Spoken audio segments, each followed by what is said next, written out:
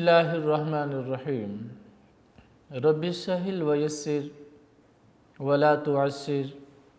وتمم بالخیر وبک نستعین۔ بسم اللہ الرحمن الرحیم۔ پیارے طلباء، ہم نے پچھلے لیکچر میں قرآن پاک کی حفاظت کے بارے میں پڑھا تھا اور قرآن پاک اللہ کریم نے اپنا ذمہ لیا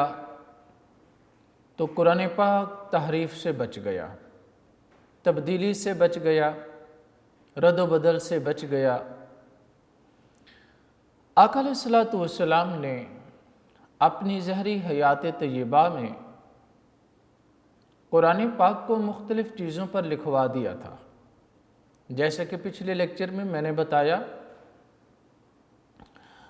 پتھر کی اینٹوں پر لکھوا دیا، چمڑے پہ لکھوا دیا، کھجور کے پتوں پہ لکھوا دیا اور اونٹ کے شانے کی ہڈی پہ لکھوا دیا اور کاغذ کپڑے پہ لکھوا دیا، لیکن ان تمام چیزوں پر لکھوا تو دیا اور ایک کتابی شکل نہ بنائی، اور ان کی ترتیب بھی آقا علیہ الصلوۃ والسلام نے لگوا دی خود آپ ہی، لیکن آقا علیہ الصلوۃ والسلام نے اس کو باقاعدہ کتابی صورت میں جمع نہیں کیا کہ ایک جگہ پر رکھا ضرور گیا مسجد نبوی شریف میں، لیکن وہی مختلف ٹکڑوں میں لکھا ہوا رکھا گیا، جیسے کہ پتھروں پر لکھا ہوا، پتھروں کی اینٹوں پر لکھا ہوا، درخت کے پتوں پر اور ہڈیوں پر، کاغذ اور کپڑے پر، یہ ایسے ہی رکھا گیا اور آقا علیہ الصلوۃ والسلام نے باقاعدہ اس کی کوئی کتابی شکل و صورت نہ بنوائی۔ اور آقا علیہ الصلوۃ والسلام آپ دنیا سے تشریف لے گئے۔ سرکار جب دنیا سے گئے تو سرکار کے جانے کے بعد حضرت سیدنا ابوبکر صدیق رضی اللہ تعالیٰ عنہ کا دور خلافت آیا، اور ان کے دور خلافت کے اندر بڑے بڑے فتنے بھی اٹھے، تو ان فتنوں میں سے جو یہ خطرناک فتنہ تھا، یہ تھا مسیلمہ کذاب کا۔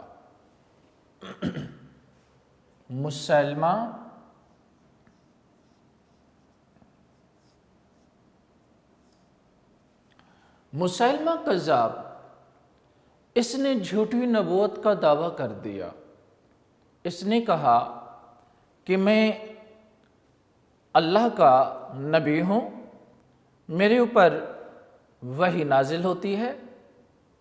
اور میرے اوپر احکامات خداوندی نازل ہوتے ہیں، تو اس نے زکوٰۃ دینے کا بھی انکار کر دیا، یعنی اس نے اپنی شریعت اور اپنے احکامات، اپنے معاملات اس نے بنا دیے۔ حضرت سیدنا ابوبکر صدیق رضی اللہ تعالیٰ عنہ آپ کو پتہ چلا تو آپ نے صحابہ کا جمع غفیر، ایک بہت بڑی تعداد، اس کی سرکوبی کے لیے تیار کی۔ اس جنگ کو کہتے ہیں جنگ یمامہ، یہ نام میں نے لکھ دیا ہے۔ جنگ یمامہ مسیلمہ کذاب کے خلاف لڑی گئی۔ مسیلمہ کذاب جھوٹا نبوت کا دعوے دار تھا اور اپنے آپ کو نبی ہونے کا دعویٰ کرتا تھا، تو حضرت سیدنا صدیق اکبر رضی اللہ تعالیٰ عنہ نے اس کے خلاف عظیم لشکر جرار کا انتظام کر کے وہاں پر بھیجا، تو وہاں پر جنگ ہوئی اور بہت زیادہ زوردار جنگ ہوئی، جس کے اندر تقریباً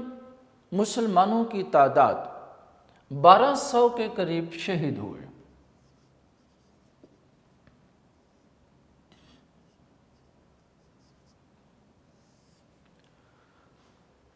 صحابہ کی تعداد جنہوں نے شہادت نوش فرمایا وہ تقریباً 1200 تھے، اور 1200 میں تقریباً 700 وہ صحابہ تھے جو قرآن دان یعنی قرآن جاننے والے تھے۔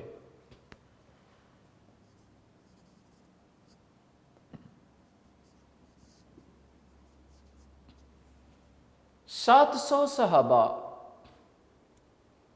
قرآن دان، قرآن کو سمجھنے والے، تفسیر پڑھنے والے اور معنی مفہوم کو سمجھنے والے، اور ان کے اندر جو حفاظ تھے وہ تقریباً 70 کی تعداد بتائی جاتی ہے۔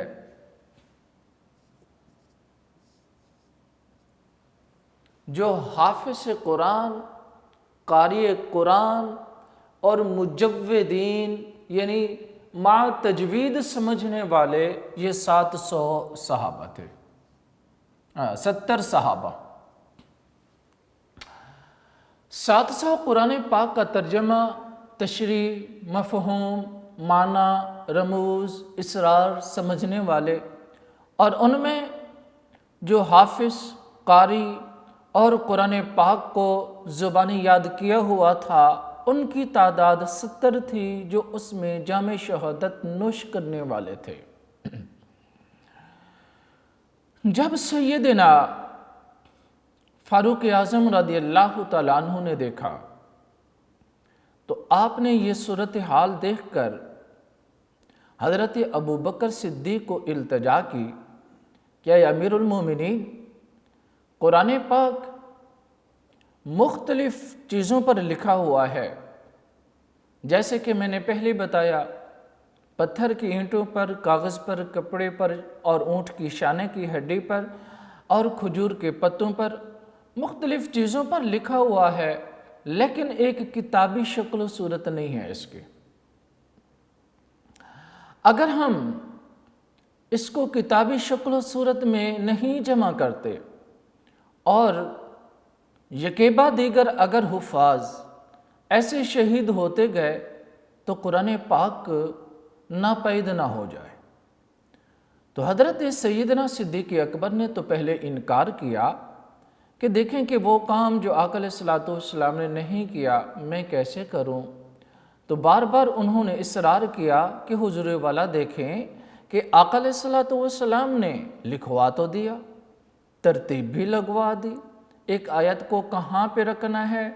فلاں صورت میں، فلاں جگہ پر، فلاں مقام پر، وہ سارا کچھ کام کرا دیا، اور اس وقت اس چیز کی ضرورت نہیں تھی۔ لیکن اب اگر حفاظ اور قاری صاحبان اگر ایسے ہی یکے بعد دیگر شہید ہوتے گئے تو قرآن پاک ناپید ہو جائے گا، اور قرآن پاک جب حافظ ختم ہو جائیں گے تو کیسے آگے یہ پہنچے گا۔ بالآخر اللہ تعالیٰ نے مہربانی فرمائی، ان کا سینہ کھولا تو انہوں نے اس بات کو تسلیم کیا کہ واقعی فاروق اعظم آپ ٹھیک فرما رہے ہیں۔ تو اس انتظام کے لیے پھر آپ دیکھیں کہ کن کو بلانا ہے۔ انہوں نے عرض کی کہ حضرت زید بن ثابت رضی اللہ تعالیٰ عنہ، کیونکہ وہ جلیل القدر صحابی ہیں جو آقا علیہ السلام کے پاس بیٹھ کر وحی لکھا کرتے تھے، حضرت زید۔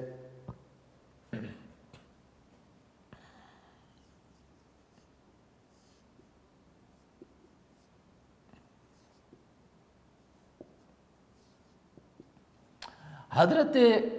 زید بن ثابت رضی اللہ تعالیٰ عنہ یہ آقا علیہ السلام کے وحی کے کام کو سر انجام دیا کرتے تھے۔ تو سیدنا صدیق اکبر اور سیدنا فاروق اعظم آپ نے ان کو بلوایا۔ جب یہ خدمت میں حاضر ہوئے تو حضرت سیدنا صدیق اکبر رضی اللہ تعالیٰ عنہ نے ان کو کہا کہ قرآن پاک کتابی صورت میں لکھنا ہے اور اس کو ایک جگہ پر جمع کرنا ہے، اور لوگوں سے آیات بینات کو لینا ہے، تو انہوں نے باقاعدہ قواعد ضوابط بنا کے دیے کہ ان شرائط کے مطابق آپ نے آیات بینات کو لے کر جمع کرنا ہے۔ حضرت سیدنا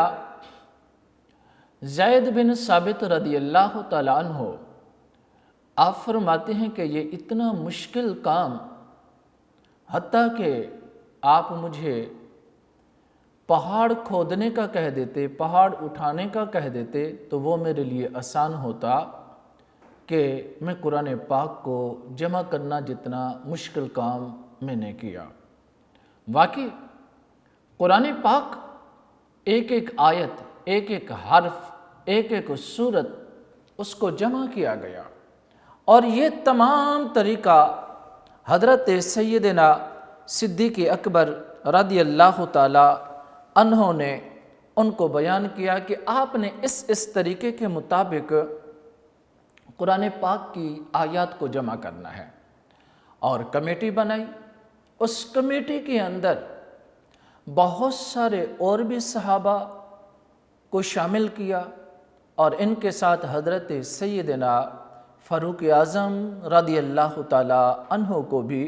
آپ نے شامل کیا کہ آپ بھی اس کمیٹی کا حصہ ہیں، کیونکہ آپ بھی حافظ قرآن تھے، قاری قرآن تھے، اور وہی لکھنے والے تھے، اور آقا علیہ الصلوۃ والسلام کے ساتھ خاص ان کو بھی قربت نصیب تھی۔ حضرت سیدنا صدیق اکبر رضی اللہ تعالی عنہ نے مسجد نبوی کے اندر ایک جگہ مقرر فرمائی، اور وہاں پر کام تدوین کا شروع کرا دیا، اور مسجد نبوی کے اندر صحابہ کرام تشریف لاتے، اور وہاں پر جن کے پاس کوئی صورتیں لکھی ہوئی تھیں، کچھ آیات لکھے ہوئے تھے، اور جن کے پاس جو موجود تھا وہ تمام کا تمام انہوں نے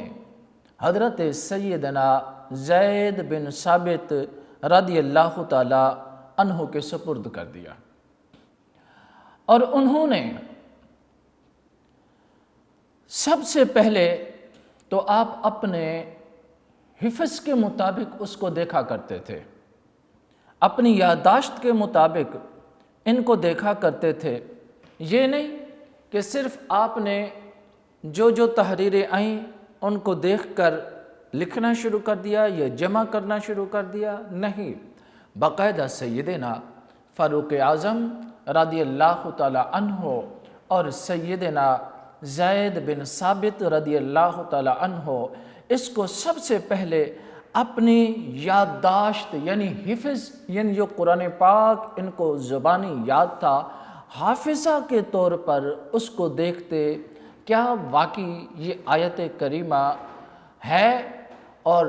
قرآن پاک جو آقا علیہ الصلوۃ والسلام پر نازل ہوا کیا اس کے اندر یہ آیت کریمہ موجود تھی یا نہیں۔ تو یہ تمام کا تمام طریقہ حضرت سیدنا زید اور سیدنا فاروق اعظم نے اس شرائط کے تحت قرآن کو جمع کرنا شروع کیا۔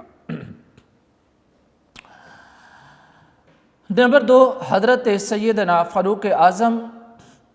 اور ان کے ساتھ اور صحابہ کی بھی ڈیوٹی لگا دی گئی۔ سب سے پہلے وہ حفظ کے طور پر قرآن پاک کی آیات کو دیکھا کرتے تھے، آیا کہ یہ آیت کریمہ آقا علیہ الصلوۃ والسلام نے ہمیں جو قرآن پاک یاد کرایا، آیا کہ ان کے اندر ہے یا نہیں ہے۔ اگر ہوتی تو اس کو قبول کرتے، اور یہ باقاعدہ شرائط میں شامل رکھی یہ بات۔ نمبر 1،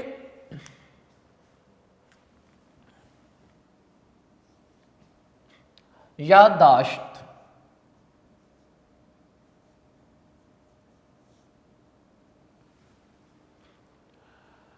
یادداشت کے طور پر سب سے پہلے آنے والی آیت کو چیک کیا جاتا، آیا کہ یہ قرآن پاک کا حصہ ہے یا نہیں؟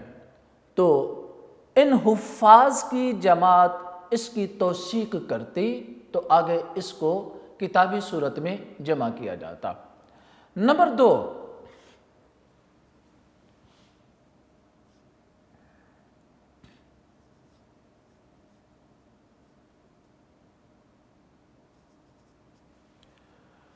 دو گواہوں کی گواہی کو لیا جاتا۔ آیا کہ یہ جو کتابی صورت ہمارے پاس آئی ہے تو آپ کے ساتھ کون کون سے صحابہ اور یہ جو تحریر ہے کس کے سامنے لکھی گئی، تو باقاعدہ طور پر گواہوں کو بھی لیا جاتا، ان کو بلایا جاتا، ان سے تصدیق کرائی جاتی، اس کے بعد پھر اس کو کتابی صورت کے اس مصحف میں، یعنی جو کتابی صورت بن رہی تھی قرآن پاک کی، اس میں جمع کیا جاتا۔ آقا علیہ السلام کے صحابہ، یہ مطلب نہیں ہے کہ وہ جھوٹی اور من گھڑت آیات لاتے تھے، نہیں،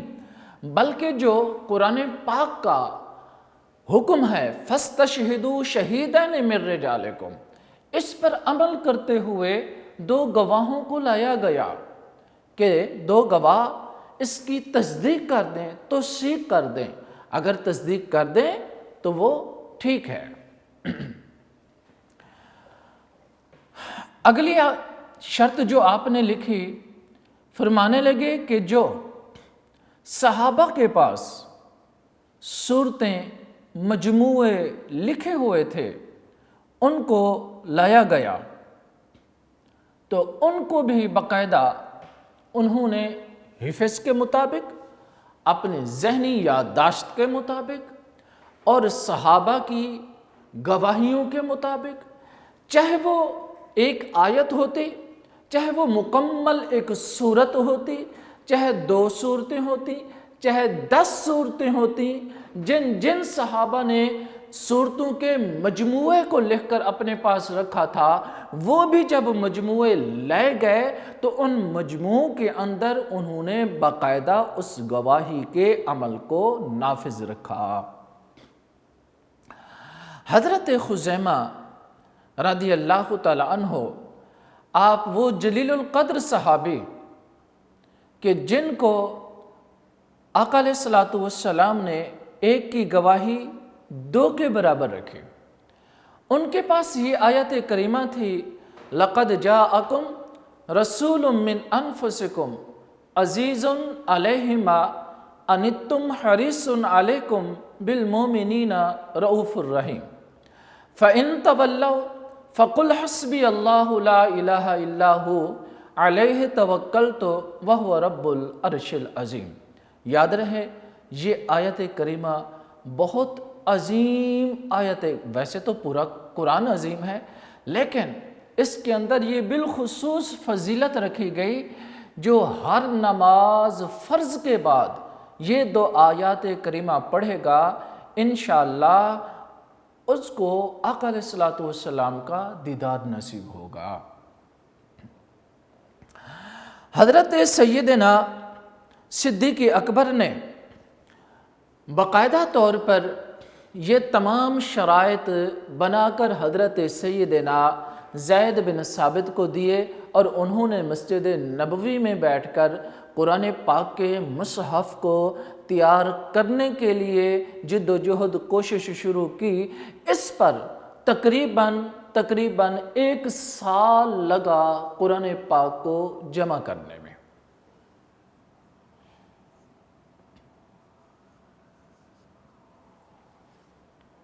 1 سال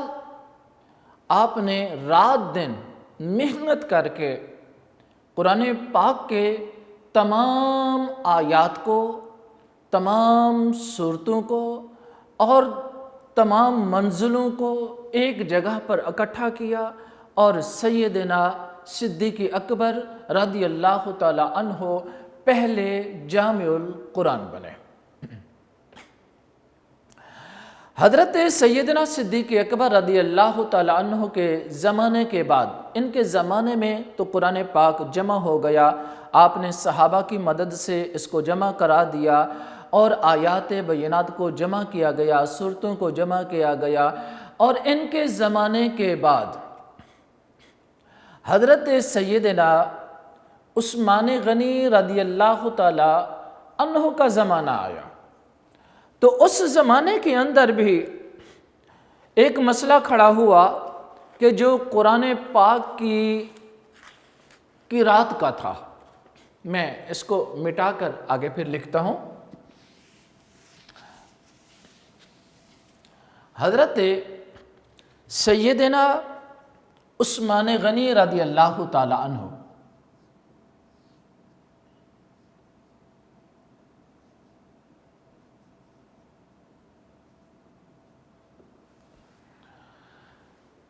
ان کے زمانے کے اندر یہ معاملہ اٹھا کہ قرات کے اوپر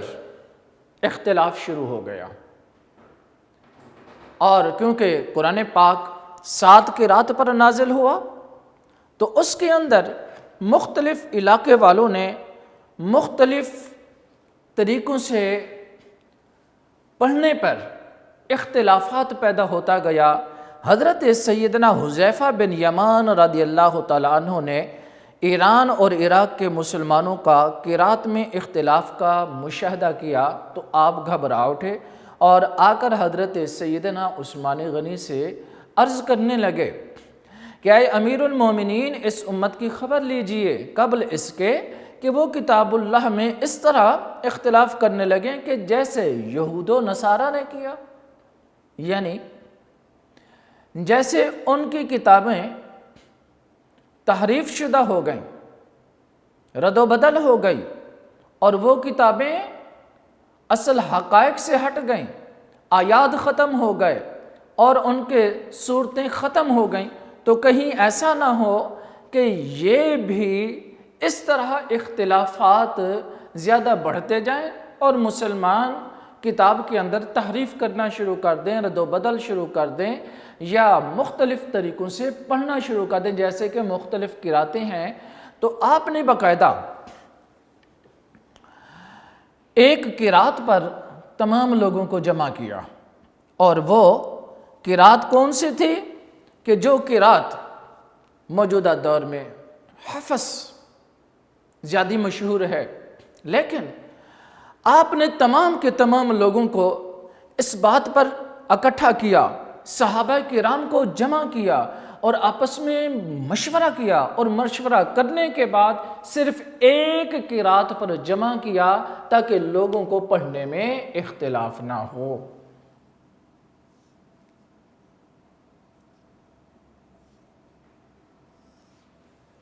ایک قرات پر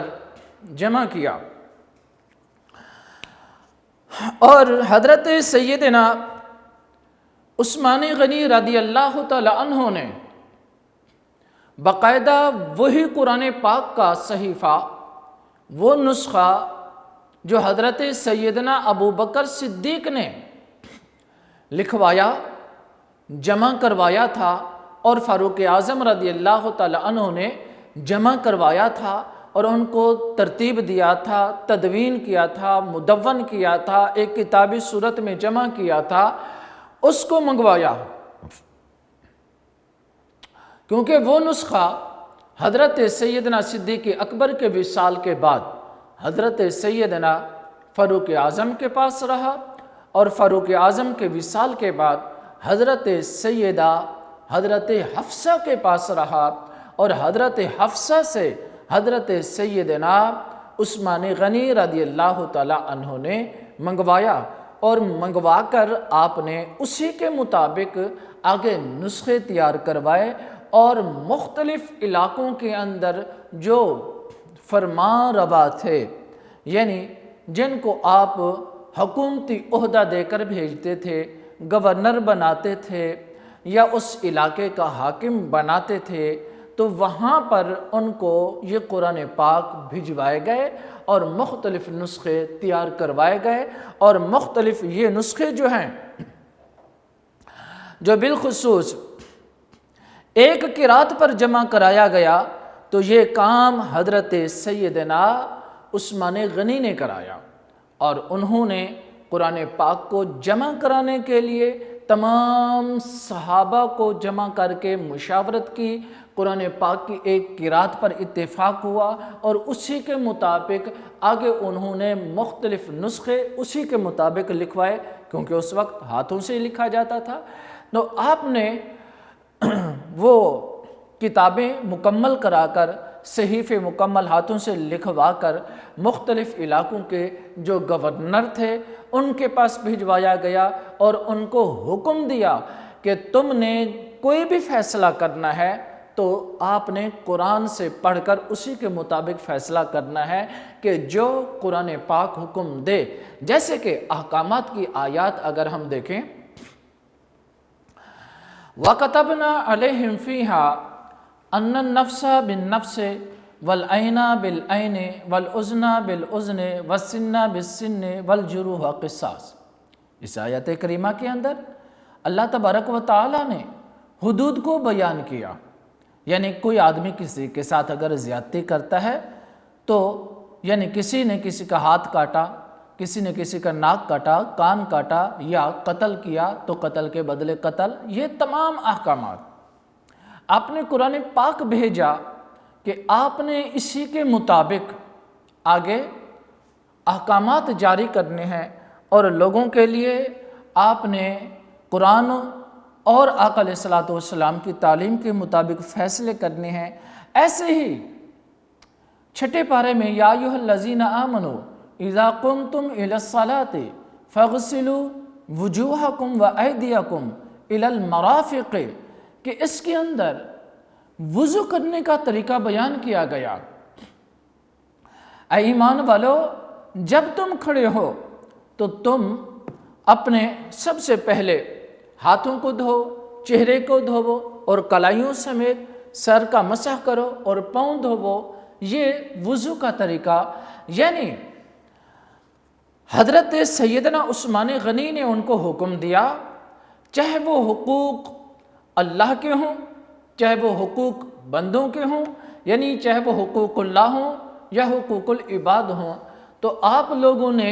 قرآن پاک کے مطابق آپ نے عمل کرانا ہے، اور اسی کے مطابق اگر کوئی فیصلہ آیا ہے تو آپ نے یہ فیصلہ قرآن کی ان آیات بینات کی روشنی میں کرنا ہے کہ قرآن کیا حکم دیتا ہے، اسی کے مطابق آپ نے آگے فیصلہ کرنا ہے، قرآن سے ہٹ کر آپ نے کوئی فیصلہ نہیں کرنا۔ تو یہ تمام کا تمام اعزاز جو ہے، یہ عزت جو ہے، یا یہ خوش نصیبی جو ہے، یہ حضرت سیدنا عثمان غنی رضی اللہ تعالیٰ عنہ کی قسمت میں آئی، آپ کے مقدر میں آئی۔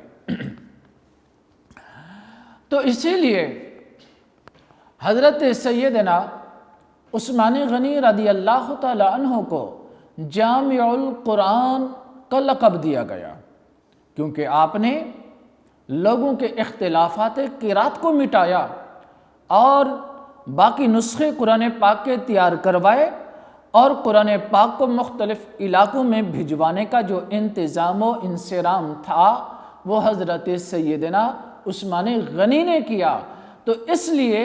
ان کو اللہ تبارک و تعالی نے اتنی عزت و شان و مقام قرآن پاک کے جمع کرنے کی وجہ سے عطا فرمایا۔ اور حضرت عثمان غنی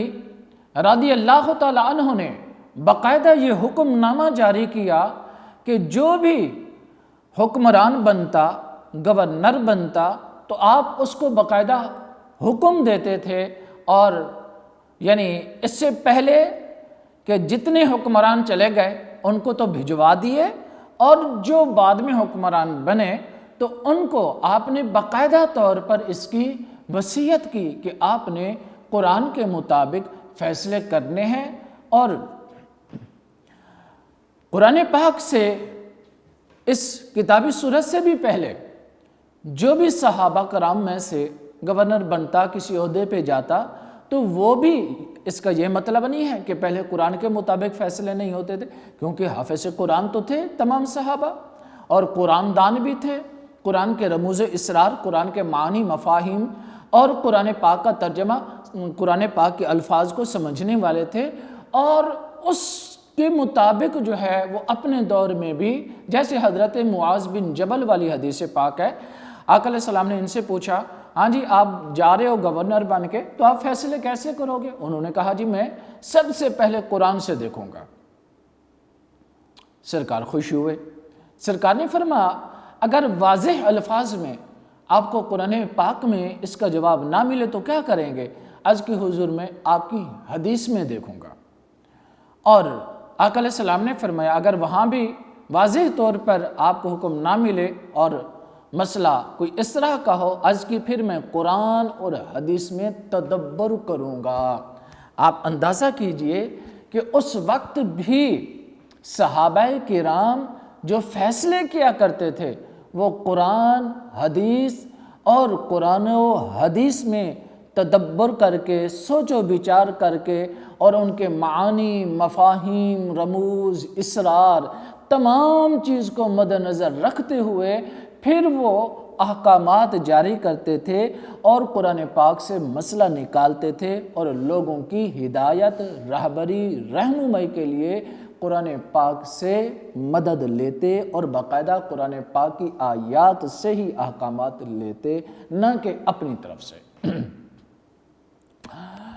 اور ان کا تمام اجتہاد بھی جو ہوتا تھا